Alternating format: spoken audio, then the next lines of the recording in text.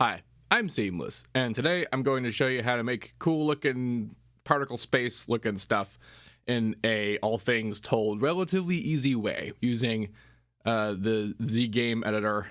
I don't know why it's called Z game. I guess it's just 3D joke. It's hard to keep track of the jokes. Point is, we're going to teach you how to make this thing. It's gonna be great. There is in the link to the description of this video a 4K render up on YouTube for this. That's like the whole full quality, because we can't actually look at it whole full quality in real time. Most of the time when I'm doing this, I actually have this up on another monitor, and you see it like recalculating every time it redoes a deal. It is actually changing its resolution based on your deal here, which is good because it's lowering the quality enough that we can see it happening at the speed that it happens, which is important because that's how you have to, like, a lot of this is, I basically approach this the same way I do my sound design, which is to do a whole lot of kind of random stuff until I say, hey, it kind of looks like this, and then see if I can't maybe intentionally put it into some perspective. In this case, space stuff. So, what the heck is Z Game Editor Visualizer anyway? This piece of software is awesome. It is a built-in visualizer plugin for FL Studio that is not really made to do what I'm doing with it. It's more designed to do those sort of visualizer things you see, like the round circle deals with the bars that bounce around in time with the beat. In fact, a lot of this has that functionality built into it, and I just didn't use any of it because I just had fun doing this. Because look at that, even at this weird thumbnail stage, that looks like a freaking galaxy. How cool is that? Eventually I want to get to the point where I'm like rhythmically making it dance and whatnot, but I have to learn how to make, control it in a way to make it look right normally. And in order to make that work, we basically need to completely understand how Z game works. And to make this make sense, we're just gonna do a whole new one. I'm gonna come back to this project and we're gonna look at it to sort of make we're gonna discuss this guy, but I'm gonna have to work this up from scratch because explaining it is difficult. Okay, so. Oh, and there will be a musical breakdown of this track, but that will be its whole own video. It is going to be using stuff like I use a whole lot of Superior Drummer stuff, and then all of the rest of it was synthesized stuff that you've heard me do already, like the string things, if you've been following that. Anyway, this is what you're greeted with when you look at Z Game for the first time, and when you sort of get this sort of slotted experience. All right, so to make this make sense, I'm going to assume that you are an average DAW user, in the sense that you are aware of how audio processing works. Like, you're just sort of familiar enough with it that you're making something that you're like, oh, I want to make some visuals too, and so we're going to work with that.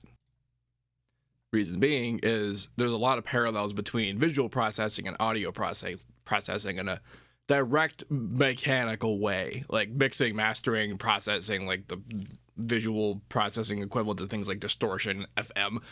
There are things, and in terms of how you want to use them up, like I mentioned, I approach it the way I do my sound design, and a lot of the way I do that sound design is this very cumulative kind of like, is this too much, is this not enough process, and a lot of that transfers to the visual sphere.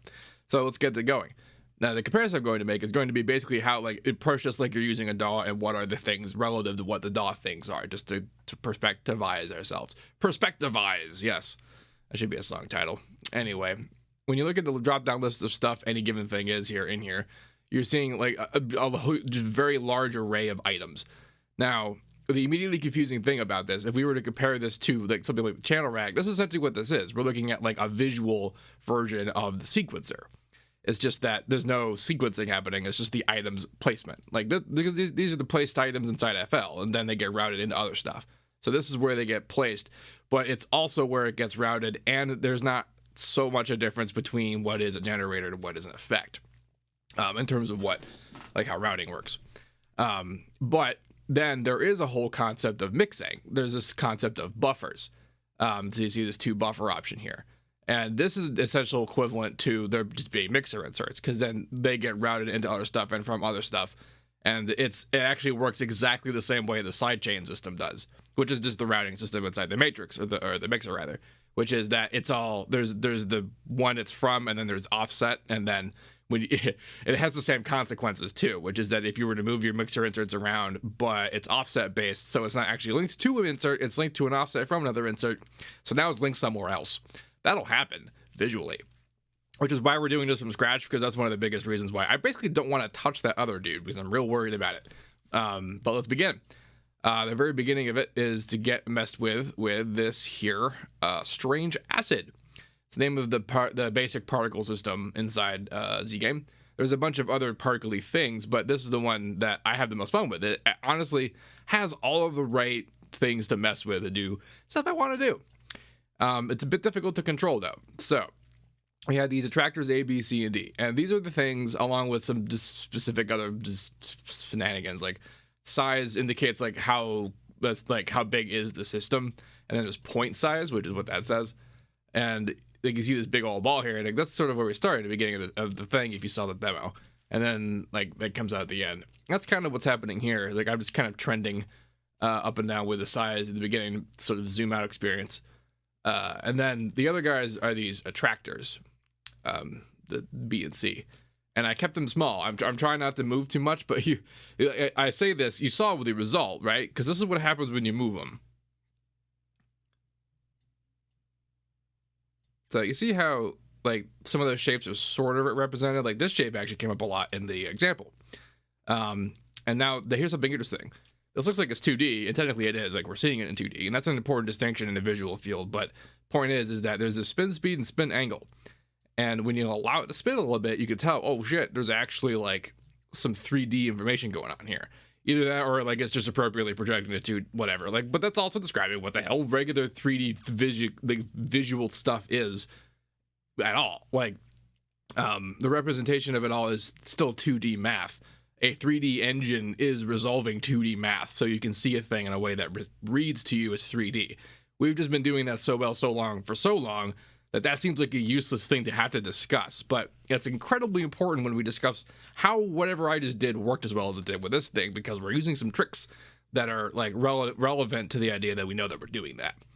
So these guys are also pretty important about how these particle systems work. Right now, dance steps all the way down, which is why it looks very uniform. But if I just like, woof, woof, woof, and now you see it start to move, and it was actually already moving. It's just that the depth was nothing, so that it didn't have anywhere to go. And then its speed. Now, this is interesting though, because you can see how it kind of is changing position, even though, yeah. So, and then there's dance space, which controls the regularity of it. Like way up in here, so its dance space is nothing, but its dance depth is large. So now the dance, like you can see the dance is just moving everything together up and down. And then dance space is that there's a difference, and well, what is that difference? And then there's this attractor stuff, and then peak reactivity is it'll blink on and off like light intensity according to input. So if I were to actually like animate this though, what I would want to do is like put the peak stuff to these. But you see how like the huge differences that get to happen. This is the stuff that you have to keep track of. So like right there is where we're starting to see like, okay, it's starting to look kind of neat. And this is where like my sound design philosophies start to show up in here, because like I'm very not in control of how this is going to end up, but like we need to have these things sort of be in the positions they are, so that like that's not the one I wanted. Yeah, dance space. So when you make a bigger dance space and you slow down the dance speed, you get this kind of like slow move sort of space physics effect, which is never really like you look at the sky and stuff's not moving like this, but in the sense that we want to kind of like create this not static image effect, and that's what like I'm trying to get out of this, like a lot of points that make it look like there's not a static image kind of deal. In there we're starting to see like what happens when we get real small with the points. Now this is just one system, and in my example I'm using more than one. I'm getting real special with like what I'm doing in between it, but what that's not what I want to do. Yes, clone, boop.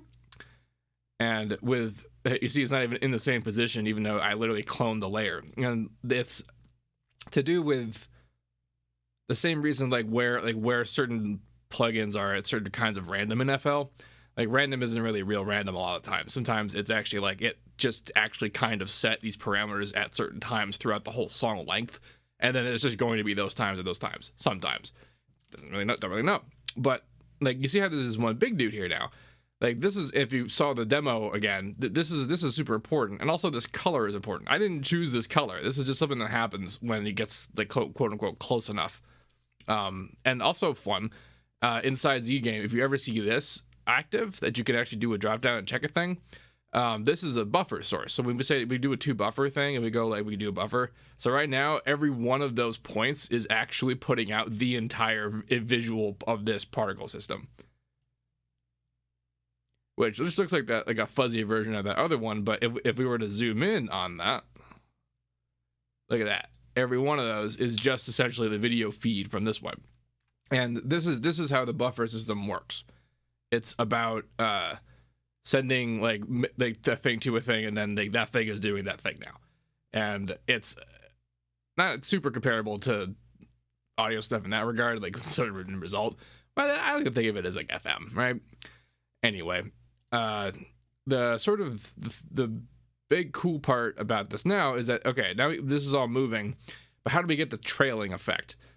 And that is where we start using like effects and start to care about routing. So the first thing we have to care about routing is do a kind of a move you might not expect, which is just to take these 2 dudes that are here, go away, and put them in a buffer. Which now means that we're not seeing them because we haven't routed them into anything that has like using them. But the reason we're doing this is because I need to make a separate whole other buffer that is these guys with the blend, with the blur effect. So to get a buffer out of something, there's a bunch of ways, but in these blend versions here, the buffer blender is the kind of big main one, but we're using these for like sort of more complicated things because there's also just straight up from a buffer, and like that's fine, exactly what we need. Ignore black means how much, like, because right now behind this is actually nothing. And if I do certain processes, like it'll actually only happen to where there is something on this layer. And if it says ignore black, that means only the things that aren't black are the layer. And if I do the effect to it, it won't actually blur because we want the blur to affect itself after itself, like in time. So that means that there has to be something onto which the effect to be visible. Although certain kinds of blur effects actually still work in nothingness because of their particular nature. And those effects are in the feedback section. So let's do, there's also a post process, what frame blur. There we go. That's what I wanted. Okay, it took a second, sorry about that. So this here is the sort of result I was going for, which is that when there's motion, there's this trail. Now we're going to use this as a mask. The goal for this now, like we're going to want to change exactly how long. There you go. That's a long enough tail. It's like not super long, but it's long enough. And if we blend it with the original, you can sort of see the results there. Yep. Just gonna make it a little brighter.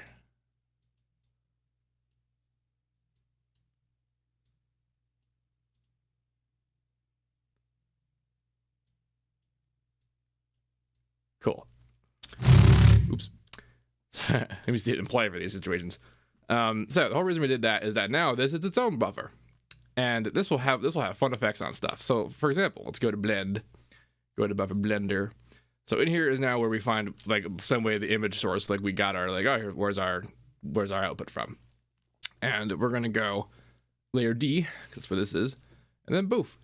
So there's a top layer and a bottom layer. The top layer, see, here's already the weird version of the effect. So here's our top layer, which is the normal unblurred thing. And then what buffer 1 was the blurred thing. So basic sort of ZGE thing, this sort of buffer blender is where you do layering combination stuff in other visual software. Like the blend mode here. This is where you do all that.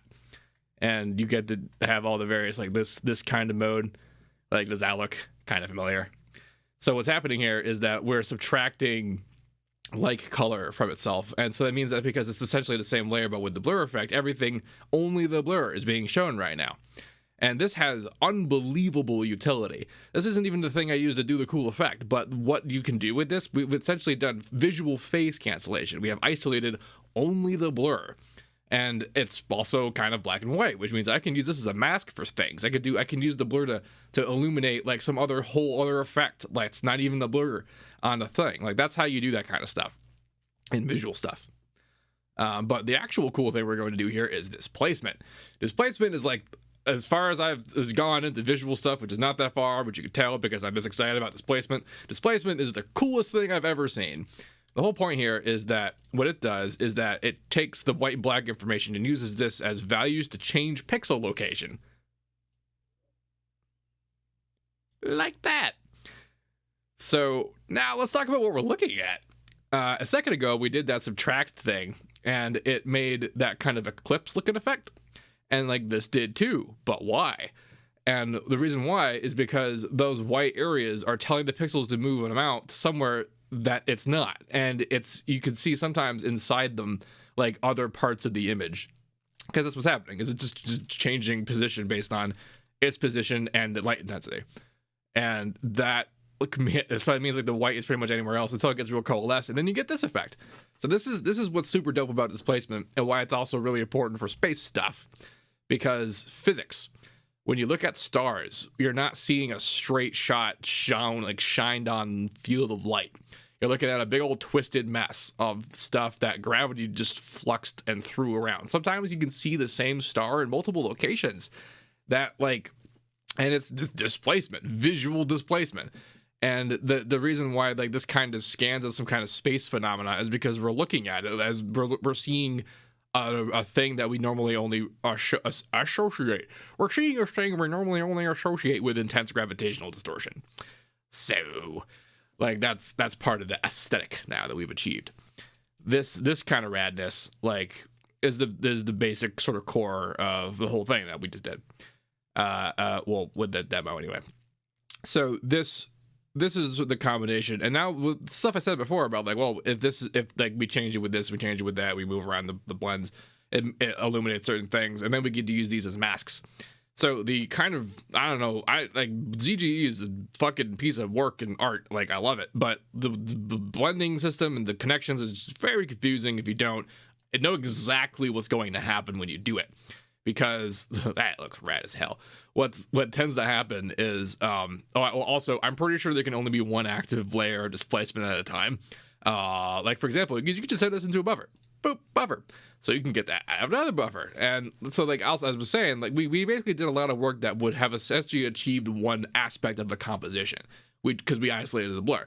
Like, in my thing, I worked this into being like the final product essentially by mastering it, and you master visual stuff with color correction. And there's also a kind of compression too, and that's light field changing contrast. Essentially it's compression, the visual version of it. So like observe our colors for a bit. If I kick up the contrast, like that kind of happens. But then there's this gambit question, and you can kind of see that boxy situation show up as a bit like why like it looked at that in mine. Something else I did also was the bloom effect. So this is all kind of neat looking in its own, but a much more also sort of realistic like if we're talking about space stuff, is that space stuff blooms because of like at this point we're having comparisons to audio processing are things like we're discussing the same kind of level of like doing that we care about like guitar emulation. Because when we talk about guitar emulation, we have to care about the guitars, like not just the guitar itself, but also the amplifier, the microphone that's capturing it, the room that it's in, caught in front of the microphone that's capturing it, like all of these things that change very, very delicately the whole tone of the sound. And in looking at a situation like this, we're comparing, like the only thing we have to compare this to is not real naked eye stuff. Like, yeah, we can look at the sky and we can see some cool shit. It's super cool. But all the best cool looking space stuff is all recolorized, hyper processed super nonsense because there's not really a way for our eyes to see what's happening. And in that regard, we're matching emulation. We're matching all that like process stuff I was talking about. So we're not just looking at the star field doing light stuff. We're also looking at how then is it captured by a telescope, a camera, and other junk. And then processed in the way that's shown into what we're looking at. And then you look, because you can just find all that stuff. Like there's an entire community of people who do nothing but take pictures of space, and they have all of that stuff written down as like textbooks. Not that I necessarily used any of it here. I'm just rambling about space photography. Anyway, this is the basic configuration of the project that we got in the other dude. But let's go back to the other dude and to see how I further complicated matters. It's in attach mode. Detach, please. Cool. So now that you've gotten a look at like what this particle system looks like kind of by itself, you can kind of see that there's this like circular situation going on. And in the song and the various positions of it, you can kind of see, okay, well, what is this ring nonsense going around on the outside? So what that is way back here in the acid area, the particle system business. Oh yeah, there's clouds. There were clouds back there. There was a background that I completely destroyed with the mastering. That's so low visibility that I killed it with the contrast editing. This is not even there. That's hilarious. But yeah, so there's the acid, the particle system, and then that by itself is blooming. And then there's this wormhole thing. This is in the feedback section, pretty sure. Yep. And it's on one of its lowest complication settings right now, because normally it looks like a lot weirder. Like this is the section of things like if you ever seen like the what's the Winamp like visualizers and Windows Media Player visualizers. That's really one of those. It's a kaleidoscopy sort of visual processor that just looks trippy and special. But what happened here is that I layered it in with the same thing that ended up being part of the displacement map. So the fact that it's a weird looking sort of special process doesn't sort of scan because it's also being kind of flayed away by the light processing essentially. And it looks a lot more just of it. And not also the fact that it is actually also the same image. It's just the same particle system just reflected and around. So that means that its motion is all related. It's all part of it. And it scans. Big part of that. So that's the whole particle system together. And that's actually off in the very beginning. I have on automation that just has it off so that when it comes on, it's a big old whoosh. And that's the time knife. Straight up. And onward, after the particle system, we have this whole other thing, which again has the buffer. I did another blackened completely cloud background. Wow. And then from a buffer from the A into the frame blur. Yep, that's what it was. And that is the mask. That's the displacement mask, which has also with the whole particle system, which has some bloom in there. This isn't the Julian bloom, which I should have used, I think, but the regular bloom did the job, because what that does is it kind of makes the sort of image, the weight of displacement larger, because it's about like luminosity and gradient. So like if it's less and less bright, the displacement gets less and less. But if it's just a solid white circle, it would just be a huge singular individual motion. So you see that sometimes, but then you also see sometimes like the whole thing move, and that's what that does. After that, the whole business is blent together in the blender, and it's just doing displacement. I didn't even do anything special. Like all things told, I didn't really go very far with this because the complication to get this far was sort of an issue. There's things that ZGame can do that do help with this, like in terms of automation, and that you can have more than one of them. You can import a preset as a thing, as a source, so like you don't even need to have the whole thing open. It's kind of nuts. And then also P the hell S, like the actual appropriate way to use this would be to have rendered this out as an individual element and then edited together with the audio in some other program, so that you like can do more than one and don't have to worry about the fact that the automation is weird. Like that's the real actual way to do this. But I just wanted to see how far I can get with one of them. So then there's this watercolor effect. And this is it's almost completely off when the alpha is up. That's what that is, like opacity down. And it's doing a real kind of light touch effect that is adding just a little bit of extra sheen. And it would actually be a lot more obvious if it weren't for the fact that when I render this, I am engaging 2x super sampling. And there's the 4K setting from before, but when I was doing tests, I was just doing 1080p. And without the super sampling, a lot of the artifacts that this particular thing causes like show up as problems. And that's a big reason for super sampling. That's it. Like it's literally anti-aliasing. Like it's exactly the same thing as regular anti-aliasing inside audio. We have to run it at a higher sample rate, higher resolution, so that the processing's artifacts are less obvious. And it has that result. It's super smooth and nice. And then I color corrected it to look kind of like great, this is basically the Maximus of the visual world. Yeah, so this is sort of like our master channel Like, it's actually a pretty good way to look at it. These gray sections are like the unrouted master insert stuff, like the things that are happening at the end. I guess conceivably the beginning, but when you make a buffer, what happens is everything before it that's not already in a buffer gets entered into that buffer, and then you have effectively created a mixer insert, where this is the first thing that's happening and that's being processed. Like, it is being processed linearly. Like, you can have sends essentially with other things that are coming from it, but like if you don't do that, then the source will be whatever's before it. And then the next buffer comes to the last buffer, and that's a new insert, so on and so forth. And the inserts themselves are listed inside the sources. Like, and there can only be 8 of these, I think 9. And that's a pretty epic limitation, but the routing complication, it will rarely let you use that many things anyway. Plus this was not like terribly ineffective. This was a really big stress test of a single individual concept of throwing around some particles and making it look pretty. It wasn't terribly well edited. It wasn't there was no title card, there was no like cool effects or whatever other than just the visual happening.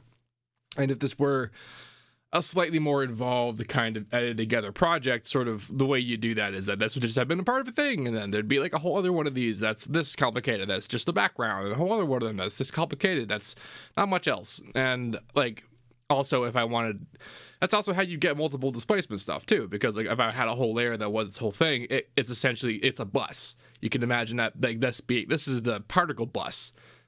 Particle bus, and it's got just the processing that's just the particles, and then like the actual mastering isn't even the thing that's in FL. Considering it like that, you just, well, that's a lie, because you actually, the way you add videos to ZGame is you go and do add content, and then you could put literally kind of just whatever you need or want in here. Get out of here. That mode makes it the wallpaper background for FL, but that would be some difficult processing. Boop. Yeah, so in here is where you add like actual images and videos, and then when you do that, they become sources like a buffer. So the way that you would use, if you didn't want to get under the video editor, is that you would make a whole bunch of these individually, and then you'd render it out, all of them, and then you'd put them all together and then blend them up like this from within here. That's how that would go. Not necessarily a terrible workflow, especially if you already have FL Studio, because you essentially have access to an entire video editing pipeline. It is not as efficient as using a real video editor. The image line guys don't even say that. Like they actually recommend that whole thing I said about rendering it out and using another software. That's like the value of it being in FL is that it is now close to the music, that you are now able to use it to do timed results and like time it and automate it and create the sources. So like, for example, like even though I didn't really do any kind of detailed automation in this there was one interesting result just as a result of like an artifact. So like I just picked and just randomly chose some things, and then this is kind of like how I do guitar editing. I'll play a lot of stuff, and then I'll carve up, like, because this is all one part of what was a much longer thing, because I did this visuals first, and I literally made a progression of visual action that fit the verse chorus scheme, the drop, build up scheme. And then I started doing this like kind of orchestra thing, and then that changed the whole structure altogether. But I did do this visuals first. It made it a lot easier to write the music. And that's something. And the kind of value of that though is every time the switches, there's a little bit of a hiccup in the visual processing, and it's because wow, and it's because the displacement processing isn't instant. Whenever it changes, boof, beef, boof, there's this kind of wing effect. And what's neat about that, like, is exactly like sound design, where all those little weird accidents and things that happen in the sound you did, if you don't know that they're accidents, they appear to be like structurally part of the thing you're seeing. And this is just like accident city, and it's exactly the same way with sound design. Like at a certain point, you just use enough of these visual bits enough ways to understand that they do enough things that eventually you're going to see a thing and you think to yourself, hey, if I just do and then you do, like, just with sound design and with visuals, it's really very cool. I've been having a lot of fun figuring this stuff out, and I'm very excited in general just to see what ZGame becomes and where it goes, because some musings on the past here. I made some comparisons to the channel rack, and FL Studio 1, the very first version of it, was only this. And it wasn't even like a separate piece of standalone software, although I think it could be used standalone. It was designed to be put into other software, right? To be used as a plugin. And eventually its functionality just got more and more things and it became its own deal. And like, I kind of a little feel like that's where this is going. And I like that. I like that thought a lot. Anyway, if you have any questions about this, please let me know. Don't forget to like, comment, subscribe, and all that good stuff. And if you want to see what this thing actually looks like full blown, the link is in the description of this video for the actual whole 4K version. Did I say the whole spiel? Crap. Man, I should not try to interject stuff in the middle of that. Like, it's just muscle memory to say the whole thing. I didn't even do it right. Anyway, if you have any questions about this, please let me know. Don't forget to like, comment, subscribe, and all that good stuff. And as usual, have a nice day. Ha ha ha ha.